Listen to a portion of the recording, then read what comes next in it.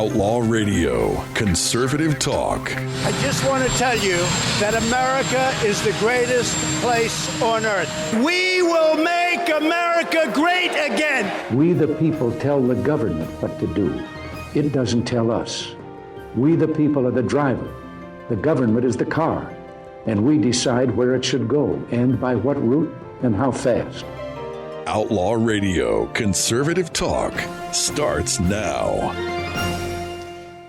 And ladies and gentlemen, this week, Outlaw Radio Conservative Talk, joined by the Hawk, Craig Montgomery. How you doing, buddy? Good, buddy. How you doing? Doing well. So, most of the time we talk about the situations going on in South Africa, but this week there's only one thing to talk about, and that is what I was mentioning when I was talking with the guys from Truck Stop Rodeo, the plague of stupidity. It has hit like never before. Never before have we seen this much idiocy going forward.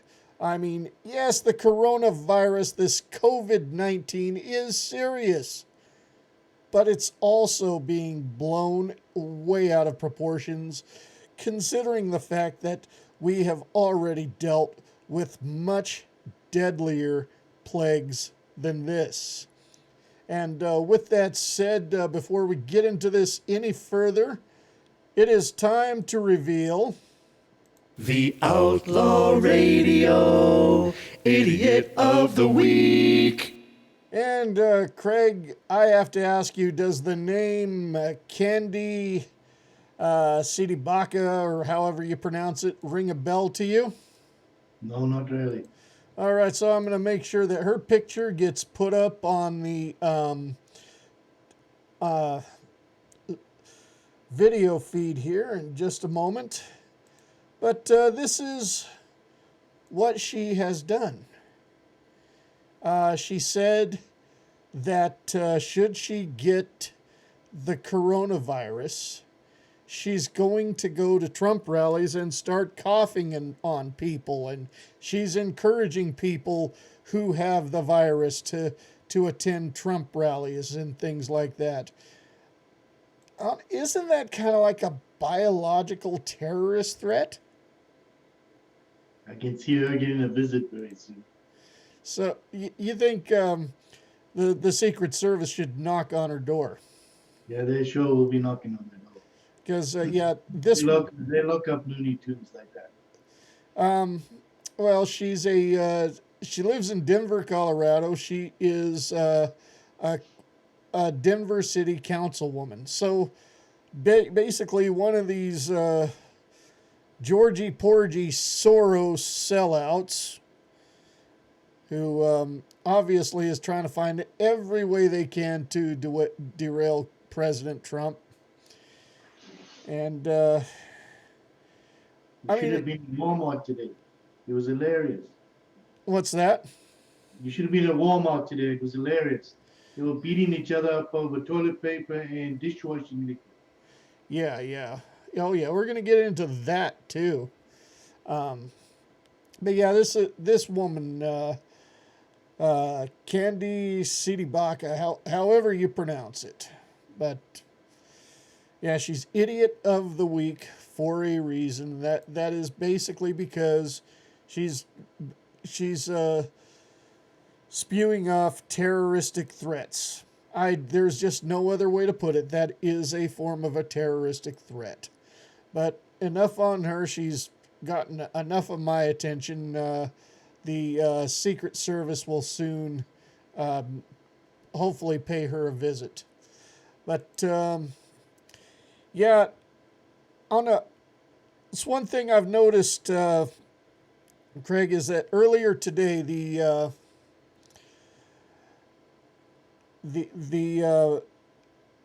MMA promotion Extreme Fighting Championships was held in Pretoria today, and it looked to be a packed house at that venue there.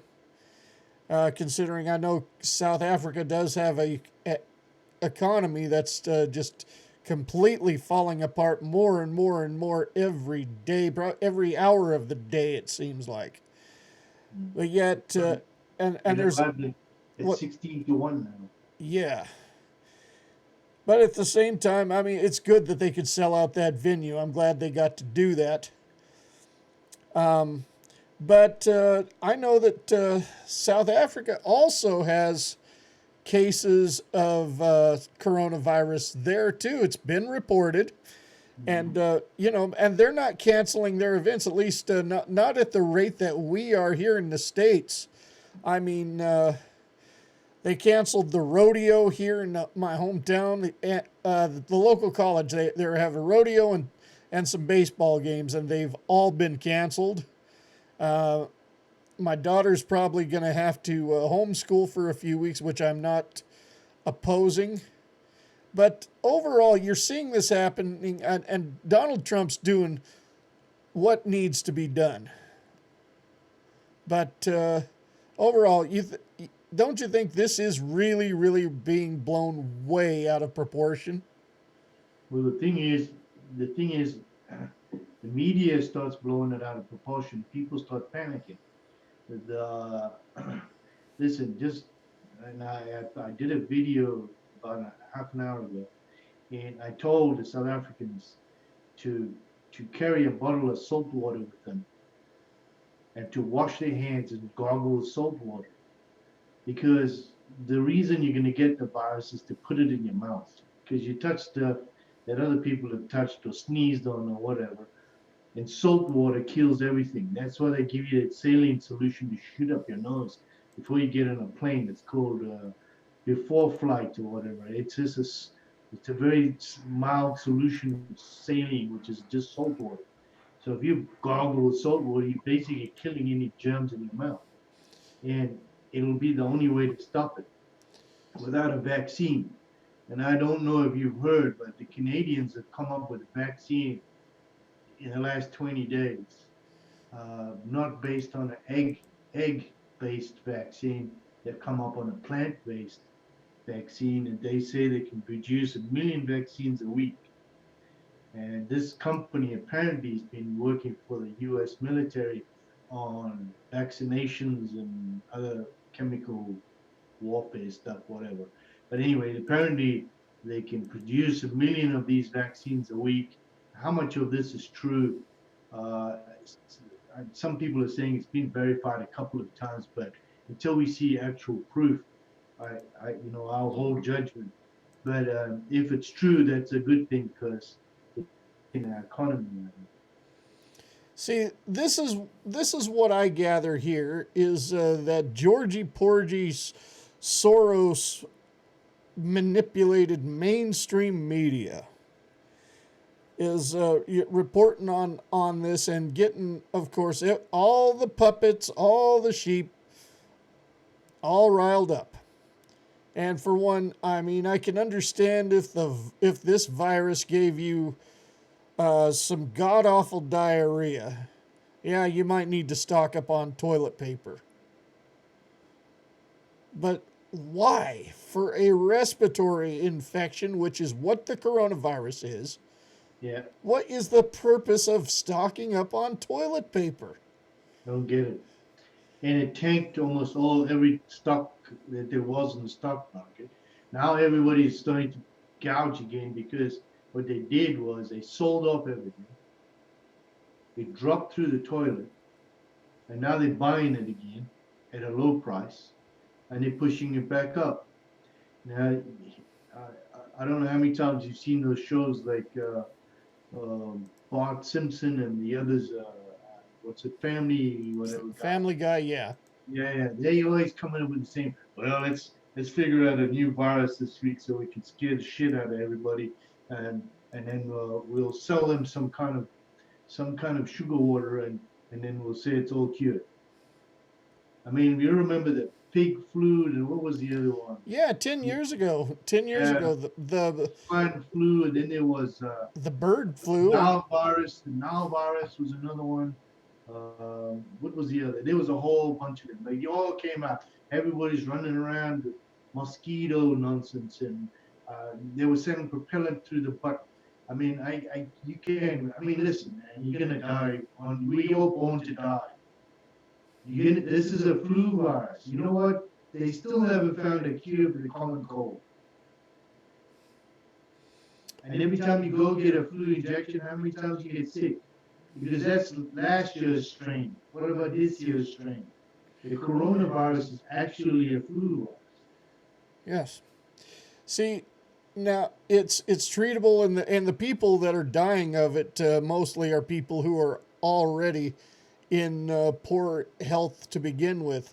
But I don't know if you've read Stephen King's The Stand or read the story, seen the movie, or if you know anything about that story. Do you? No. Yeah. So Stephen King's The Stand. By the way, they're going to be remaking it for CBS this year, and I'm excited about that because I want to see this. But it is by far my favorite story by Stephen King, and it's about a virus that is so deadly it kills off the world's population in a matter of 2 weeks, and only a certain few hand people are left to survive. And then basically, the Antichrist comes in the form of a man by the name of Randall Flagg, who's an evil sorcerer and basically an imp of the devil, and a 106-year-old woman who's a messenger for God. And it comes down to these two groups of people, of good and evil. Now, a virus like that, and Stephen King is even coming out and saying that the coronavirus is not anything like the fictional virus that he wrote a book about. And I don't know if you said, the author, the I think it's Coons. There's a book that was written 40 years ago. There's a passage in there that says, and I'll send it to you privately. There's a passage in there that says there will be a coronavirus that will spread out in one the same little city, Wuhan city in China, and spread throughout the world, killing millions of people. Guess what? It's exactly. And guess what the year was? oh yeah, 2020. I know what you're talking about, and I've seen it. I've seen what you're talking about. It shocked me how 40 years ago that book was printed. And here we are, 2020, and in the same city, in the same virus they're talking about comes out. Yeah, yeah. But I think under Trump's wise leadership that he's been doing it. Boy, if any liberal heard me saying that, I'd never hear the end of it. By the way, Yeah. Trump's doing the right thing, and this is something as long as we contain this, because we are doing the right thing by canceling some events and closing some. They closed these schools. Yeah. All the kids are going to. They're asking all the schools if the children have computers, if they've got Wi-Fi or Yeah. hookups, whatever, so that the kids can stay at home and do their homework at school, or actually do the school from home. You know what this is going to create, right? Yeah. Schools. They'll be parents won't be sending their kids to school. Most of the schools will be online. You'll see it. This will be the new development along the way. And I wouldn't be surprised if that's the next thing. I don't know if you've heard, but they've now, as of Monday, there are no more flights to England or Ireland. Oh yeah, I knew that, and there shouldn't be either. I mean, that's another wise decision. And I know Spain is about to completely shut down too, because they've got some pretty bad cases over there. But this is The problem with that is because of the European common market, there is no borders. So between Greece, from Greece all the way through even Turkey, the whole way through that whole area, all the way to the whole of Europe, there is no borders because of the EU. So they can't contain it. Somebody's moving in a truck and they're moving product everywhere. They can't contain the virus. But this, as for the U.S. though, this is what I see, Greg. Is Trump was like in a commanding lead. Obviously, The one Democratic candidate that I was worried the most about is out of the race. That, of course, Bernie Sanders. I thought if any Democrat had the best chance of beating President Trump, it would be Sanders. Well, now, you see, the thing is, they couldn't have a communist in there. So they had to get rid of it. So they used the electoral college to get him out. And they got rid of him, and they got rid of Pocahontas. Pocahontas would never ever get up against Trump, because Trump would have walked in with a feather on his head to deliberately antagonize her, to make her mad. He would have tore her to pieces with the DNA test. He would have just held it up and said, "How can you believe this person? She's a liar. She's used taxpayers' money to get educated on a lie that she was a Red Indian. She was a native." So there goes her feather, broken feather. You know what I mean? So and now with Bernie, he would have ripped him apart basically on the communists. Listen, none of the trade unions were even happy. They were actually at his rallies complaining outside, "Yeah, we don't kind of like this, we don't kind of like that." Well, they had to get rid of it. And then now you got Biden. Listen, Biden can't remember if he's getting re-elected, elected, or he's re-electing Trump, or he doesn't know if he's getting elected. He's completely lost, that old boy. Biden, And not only that, he's going to have to explain Hunter Biden. Hunter Biden's now in the investigation, and so is Biden himself for this lawyer deal that went off in the Ukraine. I don't know if you've noticed, but a lot of these leaders that have just been ousted are getting arrested. A lot of them. I mean, Trump's been cleaning house, but I think that they know they're behind on points, and if they've got to cheat to gain some brownie points, they're going to, and I think that's exactly what they're doing. They're getting behind going to their good friend old Georgie Porgy, and having the media report all this stuff, get mass hysteria going on, and get more people hating President Trump because he is being blamed for so much of this.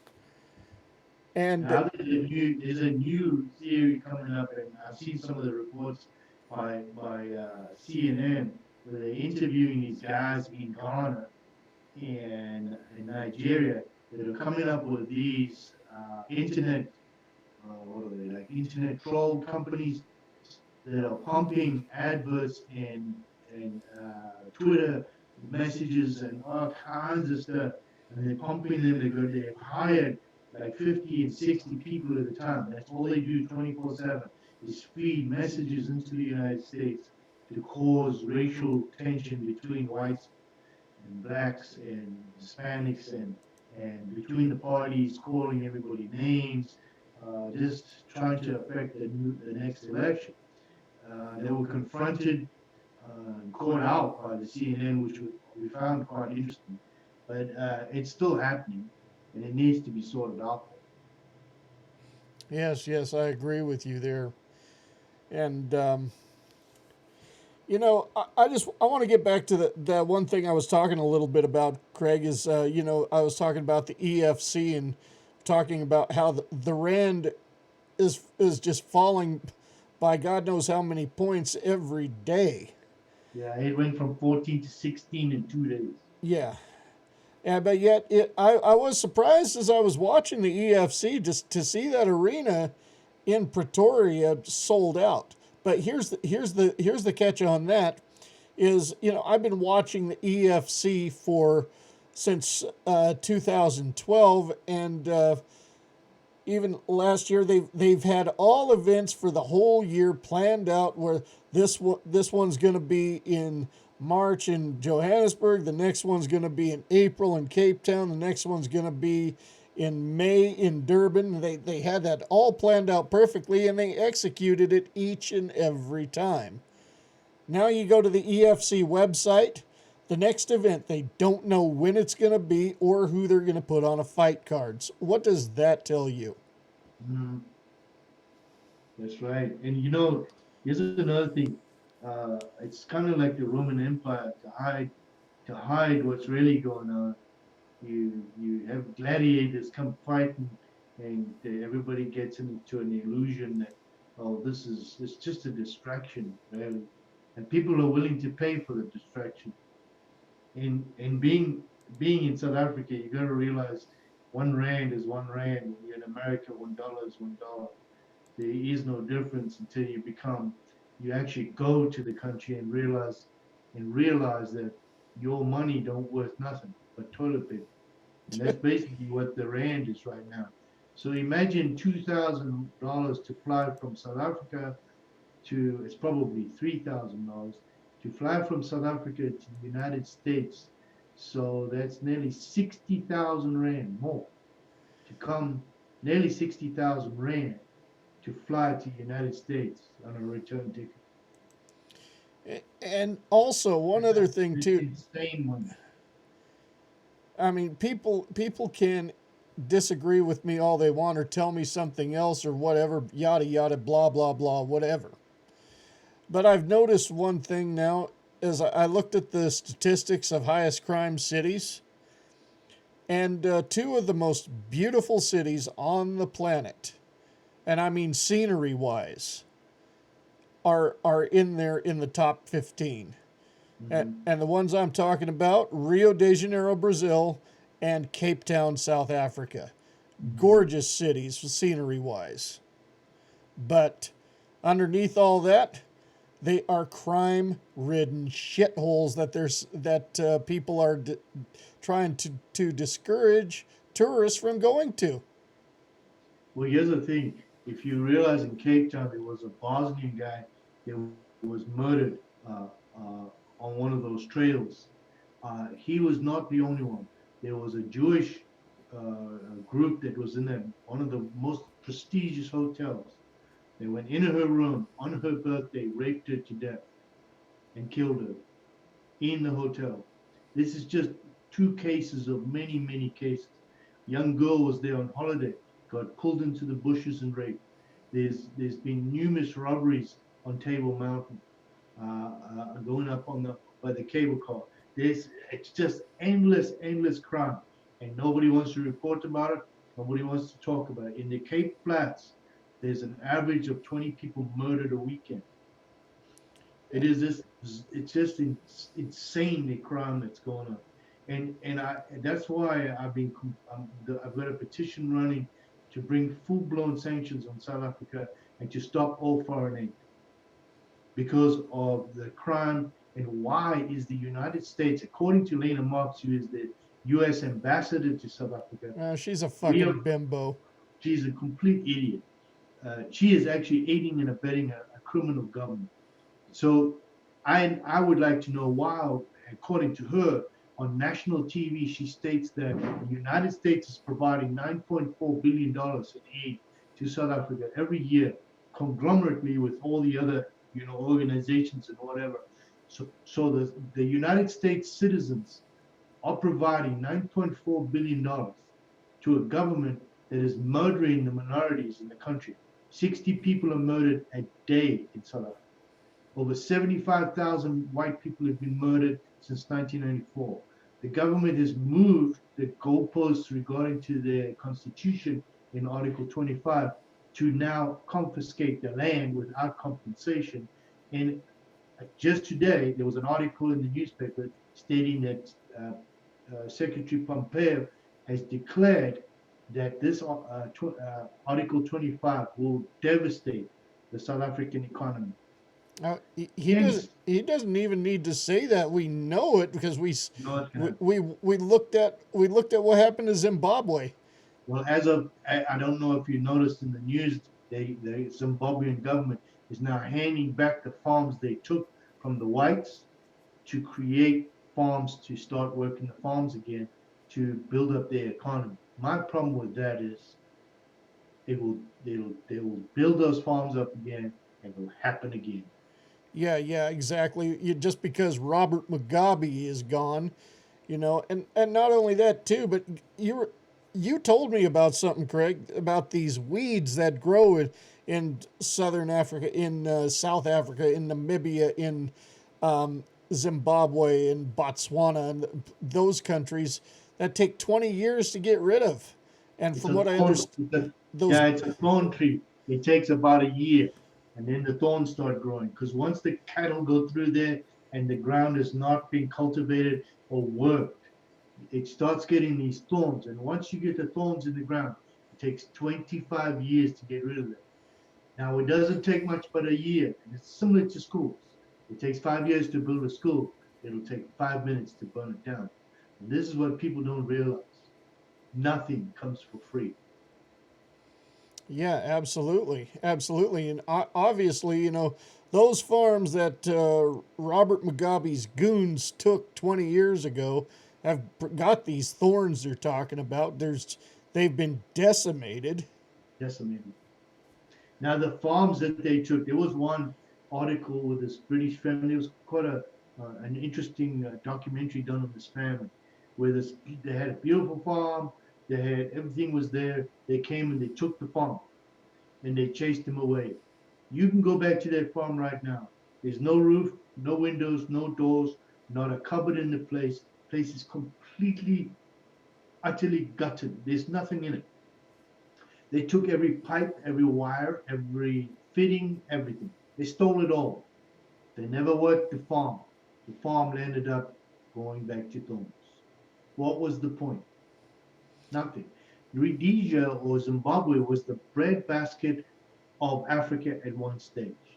It grew tobacco, it grew wheat, they grew everything you can think of, and they were actually the most economically viable countries in most of Southern Africa, even better than South Africa when it came to farming.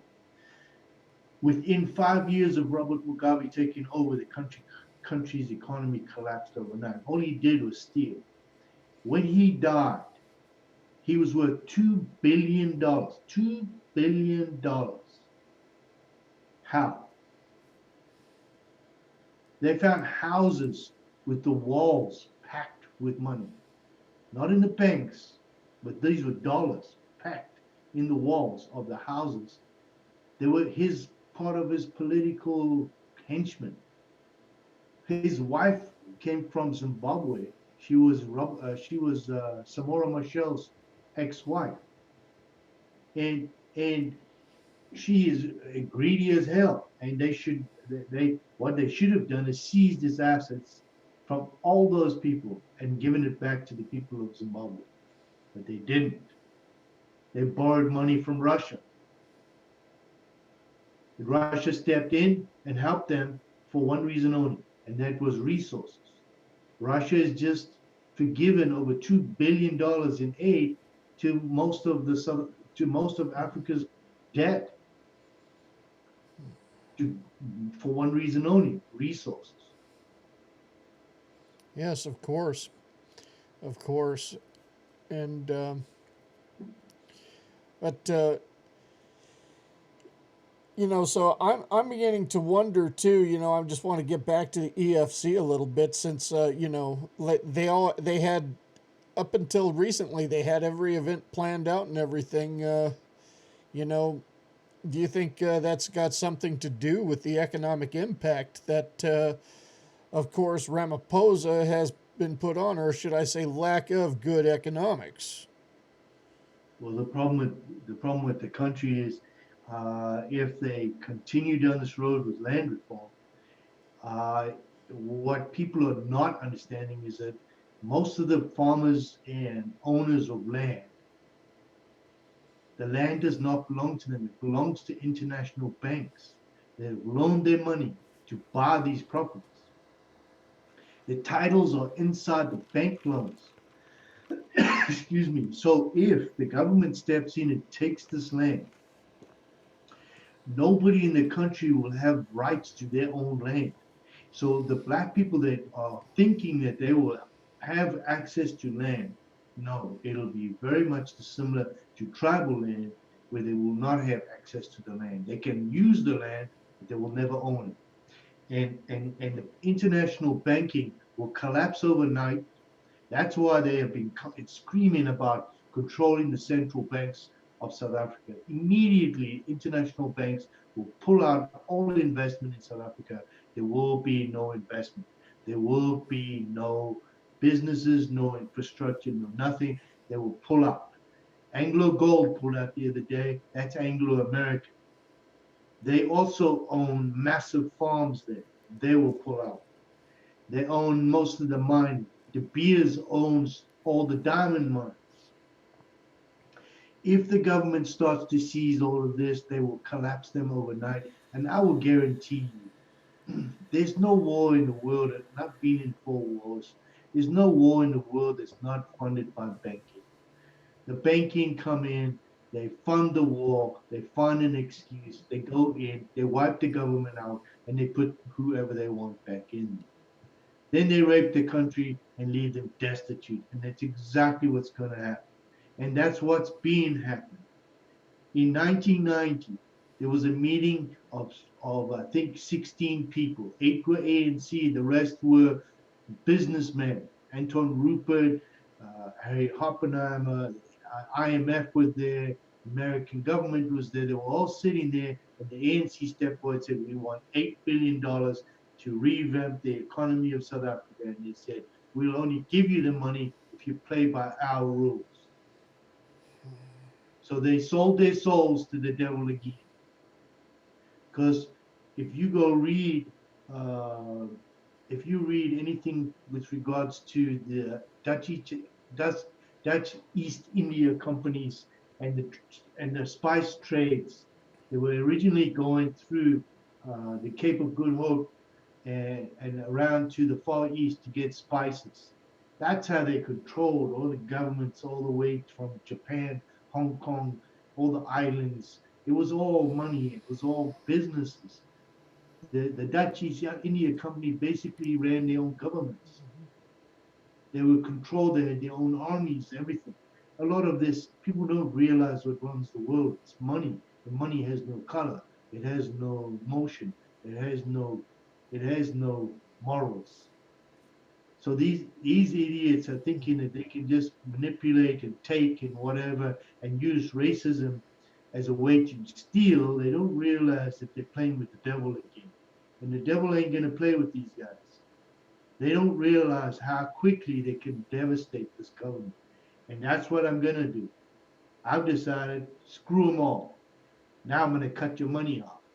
Because why must the United States citizen, innocent, unknowing taxpayers of America, give this government $9.4 billion so we can aid and abet in the raping of a country and a minority that were promised in 1994 a rainbow nation?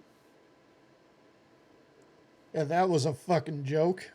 Exactly. So what happened? They passed, when Zuma came to power, they passed 164 laws to discriminate against minorities in South Africa. They then changed the law. They tried to change the law to state that they can take land without compensation, and then they're going to take all property. Right? There's nothing written in there that they can't have your car and your house and anything you own and your clothes, other than throw you on the street because of the color of your skin. That's how it's written.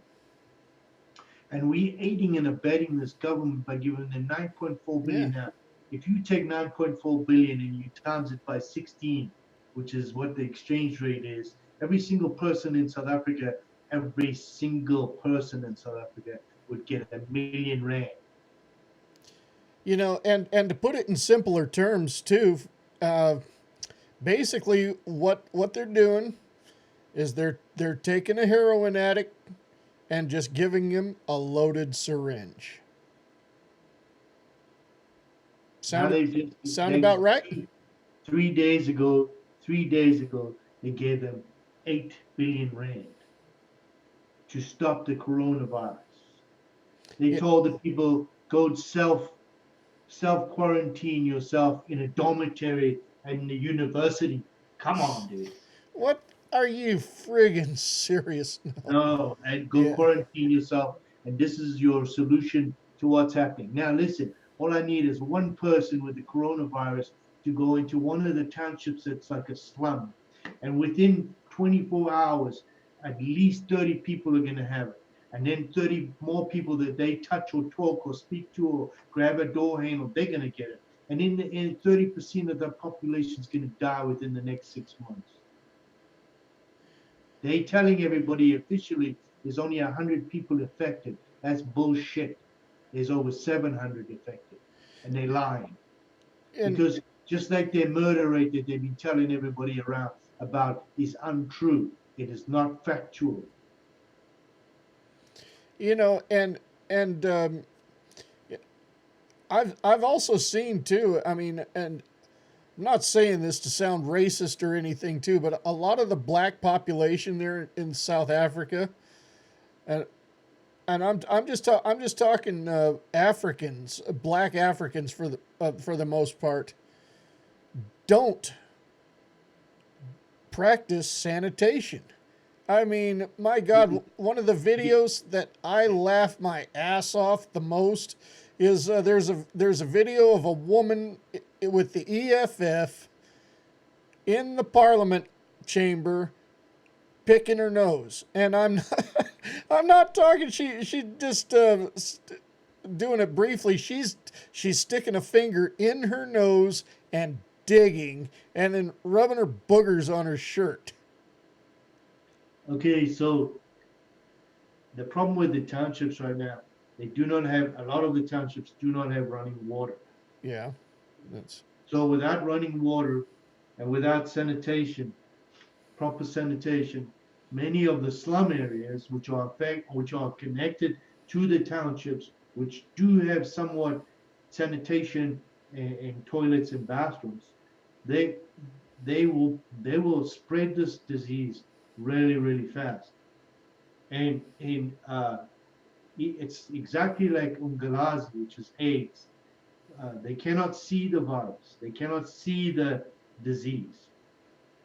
The problem too is that in South Africa with the AIDS virus, they many years ago, even when I was there, they were stating don't use condoms because the white man's trying to outpopulate the black man, which is impossible, literally physically impossible, based on the numbers. no, But that doesn't matter. that's just Yeah, pure that doesn't matter. idiocy. The problem there too is with migrant workers. Migrant workers would go into the mines. He either has a girlfriend there and a wife in the back at home on the farm or wherever she was living. He would he would get infected and take it home. She would have a boyfriend, and this would spread, and they would take it to their wives and their. And in the end, there's a huge population that have died from AIDS, leaving thousands and thousands of orphans, okay, who are also infected from AIDS because they got it from their mothers through breastfeeding. So because of ignorance, and it's the same as the witch doctor saying, rape, goes have sex with a virgin, and this is the way you get rid of AIDS. There's a guy he killed himself the other day. He committed suicide after they caught him. He had raped almost 40 girls as young as 15, 13, 9. He was raping them, hoping to get rid of AIDS. And he didn't care. And the mindset was, the witch doctors told me if I rape a virgin, I'll get rid of AIDS. It's mind blowing that they allow this to happen. And then Zuma, when he went to court and had been accused of rape of a handicapped woman who eventually died of AIDS, right? He said, all you have to do, AIDS is a Western myth. All you have to do is go shower. Go shower afterwards. This perpetuates the problem. The problem in South Africa now with this virus, it's pointless throwing 8 billion rand at a government that doesn't care, other than the car that they drive and the food they're going to get in Parliament tomorrow, and the sleep they're going to have, and the 100,000 rand they're going to get at the end of the month. That's all they care about. They have no initiatives. They don't care. The problem is, once this starts to spread, and people think they just got the flu, he's going to sneeze on his hands, put his hand up, touch the door, and the next one's going to get it, and the next one's going to get it, and it's going to snowball. I guarantee you. Yes, Well, I hate to say it, Craig, but we are out of time for this segment. I want to thank you very much for joining me again here. And I do believe this. I'll just conclude by saying this. Give this another week to a month. And I think we should be back to our happy, normal lives. Fingers crossed, but I think this is going to pass. We need to get this oil price back up again too, because it's affecting everybody. Yes.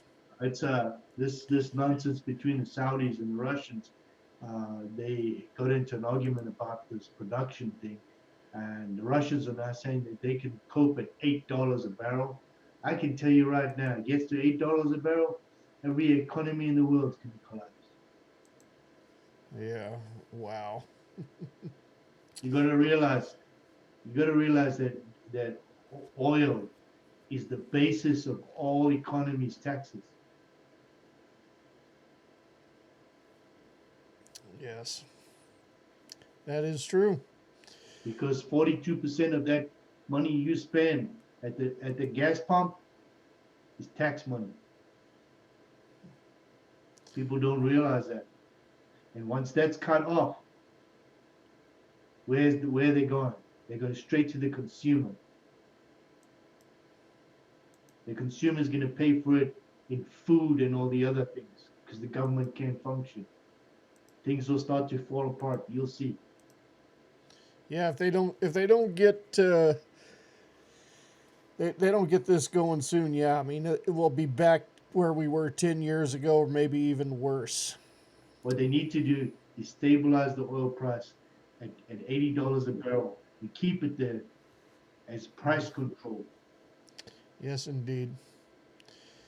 Well, I do have to call it once again, Nate. Thank you very much for joining me again. You're welcome, buddy. Take All care. right. You too. All right. Cheers. Bye. All right.